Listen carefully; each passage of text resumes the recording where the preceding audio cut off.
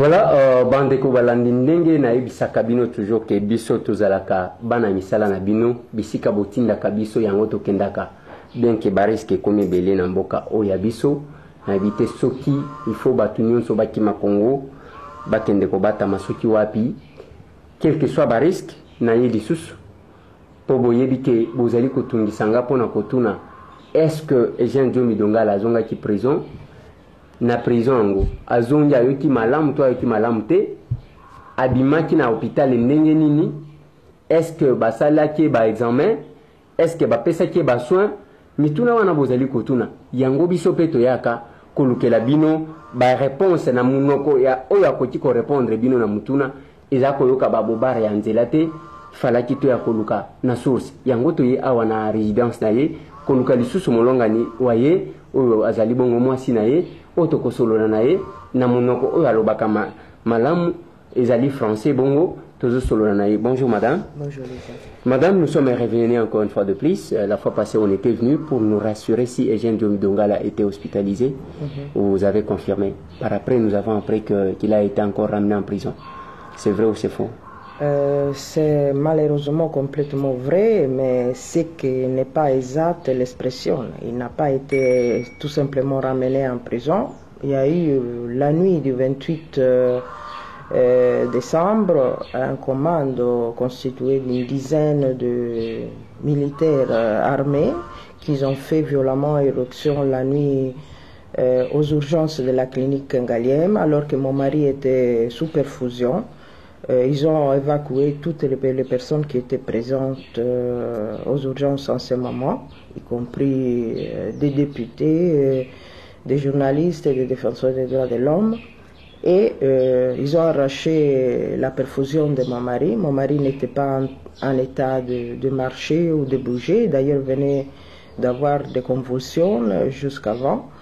Ils l'ont pris, l'ont placé sur une civière et l'ont ramené dans un véhicule sans que lui soit administré aucun soin. C'est-à-dire, voilà tous les examens que le médecin il avait prévus.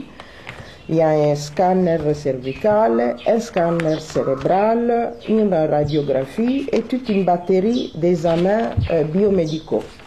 Tout ça n'a pas été fait. Mon mari a été ramené en prison violemment, avec une extrême violence d'ailleurs, sans qu'elle lui soit administrée aucun soin. Mais madame, nous avons appris que quand ils ont voulu faire, je ne sais pas, les scanners, ils vous ont demandé 1 million de francs congolais, l'argent que vous n'avez pas déboursé, que vous avez demandé à l'État congolais de débourser, étant donné que votre époux est en prison, et que selon les informations de notre possession, le ministre de l'Intérieur aurait envoyé cette somme pour que Eugène Diomi Dongala passe au scanner, chose que votre époux n'a pas acceptée, selon les informations de notre possession.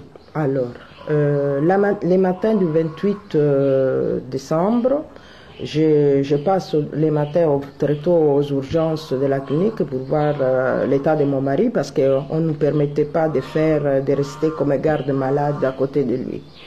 Les médecins qui étaient là, une certaine dame qui s'appelle Makengo, me confirme que mon mari doit être hospitalisé et qu'il doit subir toute une série d'examens, de la kinésithérapie, tout ce qui était prévu d'ailleurs vu la gravité de son état. Je sors pour acheter de l'eau pour mon mari parce qu'il ne pouvait pas manger, mais c'est la seule chose qu'il pouvait prendre, c'était de l'eau. Après 1 heure, le même médecin, il me dit, ah non, maintenant tout a changé. On fait vite un examen, après il rentre en prison. Comprenez que j'étais complètement étonnée. Je lui demande des explications. Comment vous pouvez dire à quelqu'un de malade, vous me donnez tous les examens à faire, qui n'est pas une seule. Ce sont 1, 2, 3, 4, 5, 6. Tout ça, ce sont les examens à faire. Oui, donc des scanners, pas un seul. Et après, vous me dites, vous faites vite un examen et il va rentrer en prison. Comme si vous savez déjà le contenu et les résultats de cet examen. Quelle est cette manière de traiter un malade grave où vous-même, vous avez diagnostiqué impossible AVC? C'est marqué noir sur blanc. La raison du scanner cervical, effondrement brutal, terrain de tension très haute, d'où vérification d'AVC. Voilà. Et maintenant, vous me dites, vous faites examen vite, il rentre. C'est quelle manière? Je demande à mon avocat de venir. Il y avait un autre membre de famille. On va voir le directeur de la clinique Ngaliema. Et celui-ci, d'une manière très ouverte, il nous dit quoi? Que les médecins ont effectivement décidé qu'il soit hospitalisé et qu'il passe tous ses examens parce que sa situation est grave. Ça, ce sont les médecins qui ont dit ça. Le directeur de la clinique Ngaliema, parce que nous, après ce type de comportement, moi, j'ai trouvé que c'était pas normal. Et il nous dit ouvertement que les médecins et même la clinique en général, ils sont en train de recevoir des pressions pour que Diomindonga soit ramené immédiatement en prison. Dans ces conditions, nous disons, pas question. Comment vous voulez quelqu'un vous l'avez diagnostiqué vous-même, et vous devez vérifier un possible AVC. Qu'est-ce que c'est un AVC? La formation d'un gros de sang dans le cerveau, qui est une pathologie qui peut être mortelle. Vous savez très bien que mon mari, depuis 6 mois, souffre d'une paralysie du côté droit de son corps, qui n'a pas été soignée parce qu'ils ont refusé de l'amener à l'hôpital. Vu la gravité de la situation, et vu qu'il a eu cet accident vasculaire cérébral, ils l'ont amené à l'hôpital. Et qu'est-ce qui se passe? Voilà, revenir les pressions politiques pour qu'il soit ramené en prison. Et vous comprenez que face à cette situation, nous avons voulu que ces médecins qui ont prêté un serment qui s'appelle d'Hippocrate, ils les respectent, parce que ce qu'on était en train de me dire, et d'une manière tout à fait ouverte, était extrêmement grave. Vous comprenez, les médecins ont décidé d'abandonner leurs responsabilités. Et en plus, qu'est-ce qu'on nous disait? L'examen qu'ils voulaient faire en vitesse, en réalité, n'était pas pour placer un diagnostic concernant mon mari et par la suite faire des soins. C'était pour dédouaner la clinique Ngaliema de toute responsabilité. Parce que vous comprenez que quelqu'un qui est amené aux urgences, pour lesquelles les médecins doivent vérifier une possible AVC, et c'est l'hôpital les ramène à la maison ou dans ce cas en prison sans les prendre en charge, il y a même une responsabilité pénale. Et les médecins, je dois vous dire, on a même discuté avec lui, mon avocat, il y a même eu des hommes politiques qui étaient là, il y a même eu des défenseurs des droits de l'homme. Les médecins étaient sous pression évidente. Le seul objectif est que mon mari rentre, et c'était plus son problème qu'il soit soigné ou non, et que lui puisse se laver les mains et ne plus subir les pressions qu'il subissait. Ce n'est pas parce que vous vouliez compliquer les situations pour que votre époux soit momentanément dehors. Mais comment je peux compliquer? Mais vous vous rendez compte, vous allez dans un hôpital, on vous dit la personne doit être hospitalisée. D'ailleurs, il faut aussi comprendre, est-ce que c'est nous qui avons amené Diomindonga aux urgences ou c'est la prison? C'est la prison. Quindi, vous savez avec combien de problèmes ils ont posé pour avant l'hospitaliser. Ça veut dire que son état était grave. On était obligés de l'amener là-bas. Et le 28 matin, qu'est-ce qu'on a? Encore de pression politique pour l'amener sans soin. Par la suite, qu'est-ce qui s'est passé? Les 30, il y a eu des événements que vous connaissez, la prison a été fermée, les 31 aussi. Les premiers, on a pu aller les voir et qu'est-ce qu'on sait? Il est abandonné à lui-même. Il est dans quel état actuellement? Il a des maux de tête très forts, de douleurs à la poitrine. D'ailleurs, je dois vous dire, j'avais même vu un certain délassement total de la part du médecin. On leur avait signalé qu'il avait des problèmes à la poitrine, qu'on lui fasse aussi un électrocardiogramme. Même pas le cardiologue ne l'a pas visité comme il se doit. Quindi, les médecins ils étaient sous pression. Il ne s'occupe plus de lui et je trouve que cette situation est scandaleuse. Comment on ne peut pas donner à une personne le droit d'être soignée?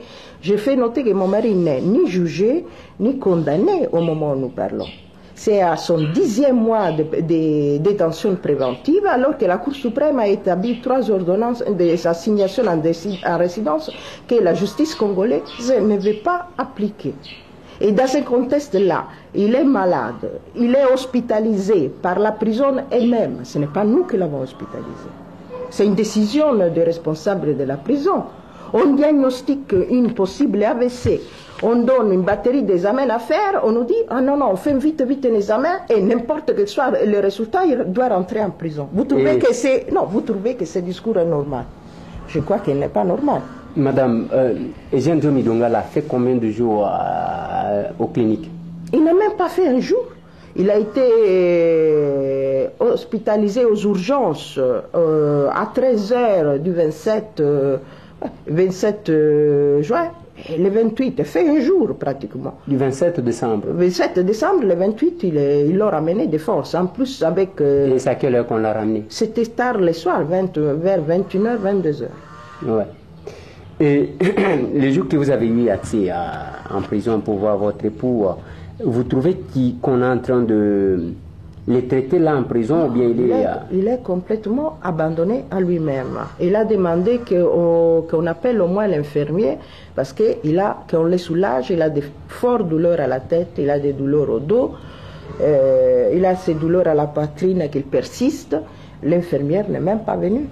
Quindi il est complètement abandonné à lui-même.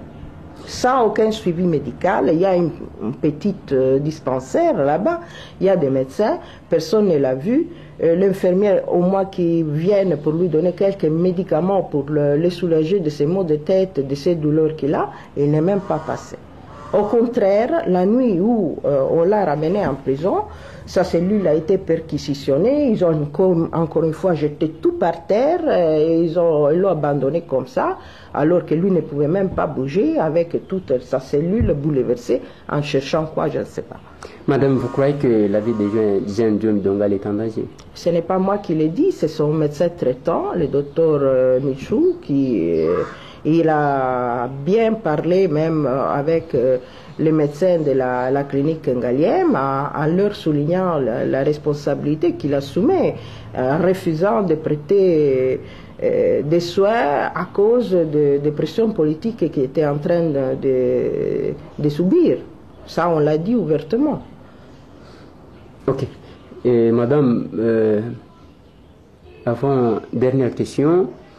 Qu'est-ce qui serait à la base de ce traitement que subit votre époux aujourd'hui?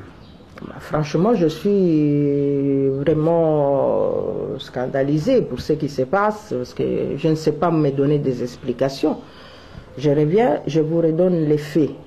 Le matin du 27, mon mari a une crise, pique une crise grave. Les responsables de la prison jugent que sa situation est devenue trop grave, il risque de mourir, il l'amène aux cliniques Ngaliem. Franchement, moi, je ne voulais pas qu'il soit hospitalisé aux cliniques Ngaliem. Je demande, c'est possible de l'amener au centre Nganda, où il y a des médecins que je connais et dont j'ai confiance. On me dit que dans ces conditions, on va les ramener tout de suite en prison. Donc, ça commence déjà les chantages. On décide de les laisser là-bas. Franchement, l'attitude de certains médecins, je dois aussi le dire, est un peu bizarre. Il y a certains qui sont très agressifs, on voit qu'ils ont reçu quand même une certaine orientation. Mais au moins, j'étais soulagée le 28 matin quand on m'a dit qu'il sera hospitalisé. On me donne même le numéro de la chambre au pavillon 2. Tout est prévu. Une heure après, tout a changé. On voit qu'il y a dehors la voiture du procureur général. Ne me dites pas pourquoi le procureur général a dépassé lui-même une voiture. Et qu'on doit faire vite un examen pour dédouaner la clinique de toute responsabilité. Après, il rentre en prison. Vous comprenez que moi, je ne peux pas accepter un discours pareil. C'est inacceptable.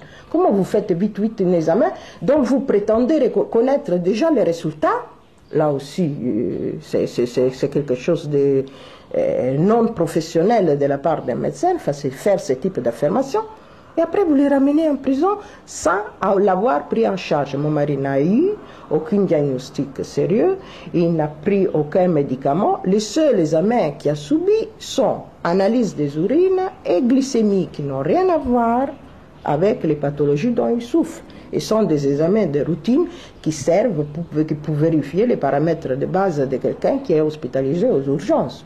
Mais il n'a pas été soigné et on n'a même pas fait les examens prescrits. Je suis étonné que le porte-parole du gouvernement ait affirmé sur RFI le contraire, parce que malheureusement, ce n'est pas la vérité, c'est complètement faux.